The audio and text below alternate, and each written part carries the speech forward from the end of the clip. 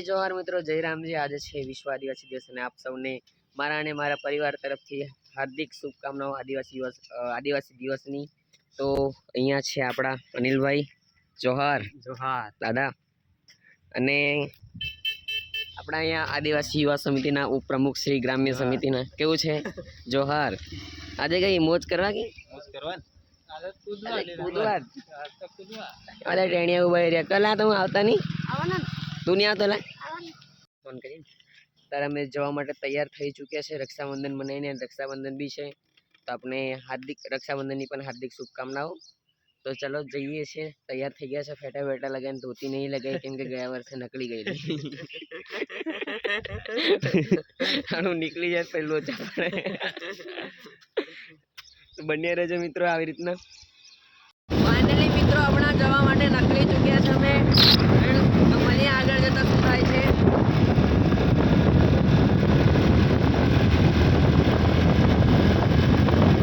Finally મિત્રો અમે આવી ચૂક્યા છે અને એકાડ સ્વયંસેવક તરીકે તો આયા છે આકાશ। જયરામજી તો જોઈએ આગળ કેવું થાય છે। બહુ ખતરનાક વાળો માહોલ જામ્યો છે આગળ જતા અને આગળ જતા ખૂબ મોટી સંખ્યાની અંદર લોકો જમા થવાના છે। તો મિત્રો બન્યા રહેજો વ્લોગની અંદર। જય જોહાર, જય આદિવાસી।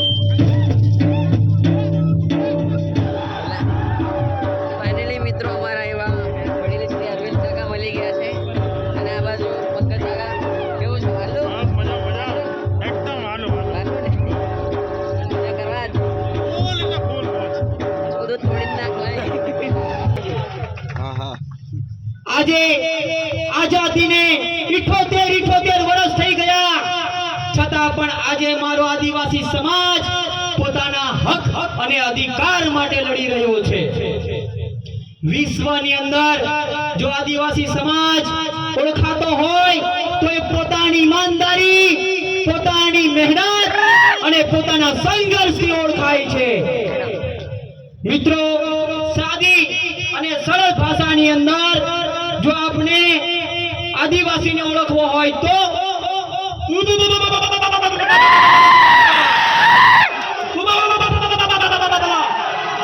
આ છે આદિવાસી, આ છે અસલી આદિવાસી। આ ઉભો એટલે આ દેશનો મૂળ માલિક, આ દેશનો રાજા। આપના દેશમાં આપનું રાજ, આપના ગામમાં આપનું રાજ। આદિવાસી આ દેશનો મૂળ માલિક છે।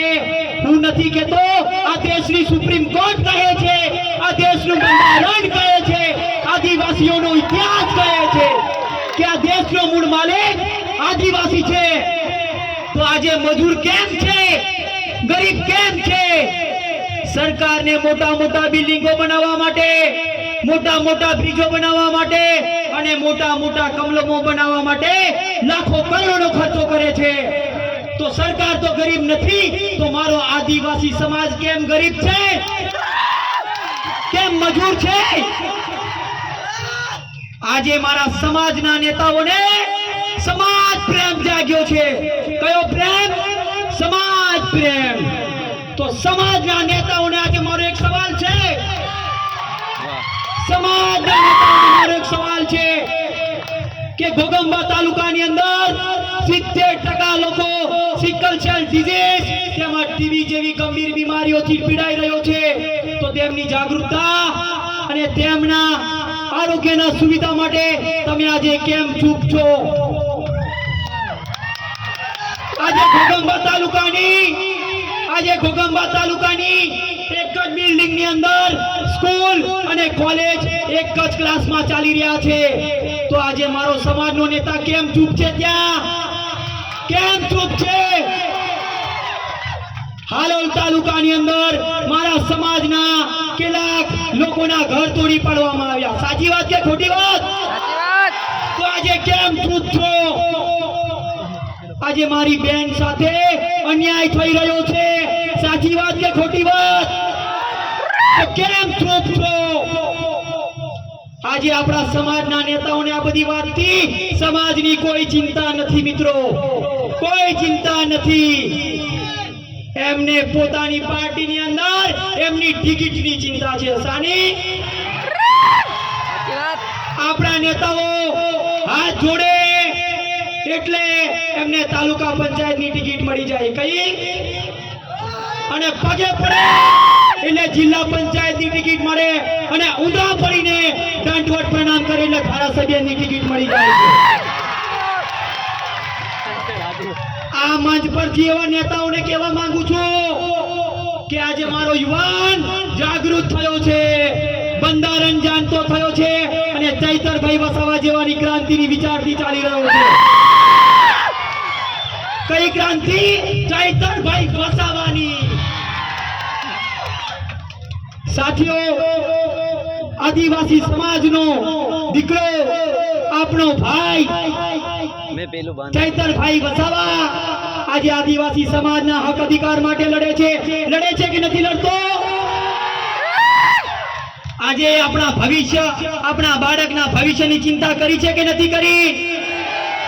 યુવાનના રોજગારોની ચિંતા કરી છે કે નથી કરી? ખોટી રીતે એમને જેલની અંદર ફસાવવામાં આવ્યા છે. કેમ? એમને નેતાઓના ભ્રષ્ટાચારને ઉજાગર કર્યો છે કે નથી કર્યો? આજે 307/109 જેવી ખોટી કલમ. અરે સાહેબ બતાવો મને, ગ્લાસથી કોઈ માણસ મરી જાય? કોઈ મરી જાય? નાના બાળકને પૂછો કે બેટા ગ્લાસ મારવાથી બાળક કોઈ પણ માણસ મરી જાય? ત્યારે કહેશે નહીં. તો આજે આ લોકોને ખબર નથી પડતી કે આજે આપણો ભાઈ, આપણો યુવાન ખોટી રીતે ષડયંત્ર રૂપે જેલમાં છે. આજે એ વાતનું મને દુઃખ છે કે આજે મારે નેતાઓ આ જગ્યા પર કેમ ચૂપ છે? મારો ભાઈ, મારો મિત્ર, મારો સમાજનો દીકરો જેલમાં છે. પણ યુવાનો, આજે મને એ વાતની ખુશી છે કે ચૈતરભાઈ ભલે જેલમાં હોય પણ એવા હજારો ચૈતરભાઈ પેદા થઈ ગયા છે. એ વાતની મને ખુશી છે. અરે એવા નેતાઓને અને એવા મારા વિરોધીઓને કહેવા માંગુ છું આ મંચ પરથી કે તમારે મને જેલમાં હોય પૂરવું હોય તો પૂરી લેજો, તમારે મને હેરાન કરવું હોય તો કરી લેજો, મારું દવાખાનું પણ બંધ કરવું હોય તો કરી લેજો. હું આદિવાસીનો દીકરો છું. કોણ?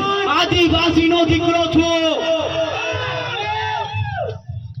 સૂર્યદેવની સાક્ષીએ તમને આજે સમાજને વચન આપું છું કે આ તમારો ભાઈ, આ તમારો દીકરો રાત દિવસ 24 કલાક સમાજ માટે જ્યાં બોલાવશે ત્યાં અવાજ ઉઠાવવા માટે, લડવા માટે, સેવા માટે, હર હંમેશા માટે સમાજ માટે પણ ખંભે તો ખંભો મિલાવીને તમારો ભાઈ ઉભો છે. આ નેતાઓની પંગતમાં બેસીને વાત કરે એવો તમારો ભાઈ નથી. કોની નેતાઓની પંગતમાં બેસીને વાત કરે એ તમારો ભાઈ નથી, આ તમારો દીકરો નથી. માનીવસિંહ ચૈતરભાઈના મિત્ર અને મારા મિત્રો એમને જેલમાં મળવા ગયા હતા ત્યારે મિત્રો તમારા વતી મેં ચૈતરભાઈને એક સંદેશ મોકલાયો હતો કે જેલની અંદર એમનું મનોબળ નબળું ન પડે માટે કે ભાઈ તારે ચિંતા કરવાની જરૂર નથી, સમાજના કામ ચાલુ છે. તારી વિચારધારા પ્રમાણે મારા યુવાનો આજે કામ કરી રહ્યા છે અને તારું શરીર સાચવવાનું છે. જ્યારે તું જેલમાંથી બહાર નીકળીશ ને તો ખંભાથી ખંભે મિલાવીને આવા હજારો ચૈતરભાઈ તારી સાથે લડવા માટે, સમાજ માટે, હટાવવા માટે ઊભા છે. ત્યારે ચૈતરભાઈએ પણ તમને એક સંદેશ મોકલ્યો છે મિત્રો કે ડોક્ટર સાહેબ મારા યુવાનોને કહેજો કે સંવિધાન વાંચે, સંવિધાન વાંચ્યા પછી સમાજમાં જાગૃતતા ફેલાવે. અને એવું પણ કીધું છે કે હવે આ સરકાર, આ નેતાઓ સુધરે નહીં તો પેલી અંગ્રેજો વાળી લડત લડવા માટે પણ તૈયાર રહે. હવે ચૈતરભાઈ ની 13 તારીખે સુનાવણી છે. એ સુનાવણીની અંદર ચૈતરભાઈને જામીન મળી જાય એ માટે આપણે સૌએ ત્રણ વખત જય જોહરનો નારો લગાવીશું. જય જોહર, જય જોહર, जय जोहर. जेल का ताला टूटेगा, जेल का ताला टूटेगा, जेल का ताला.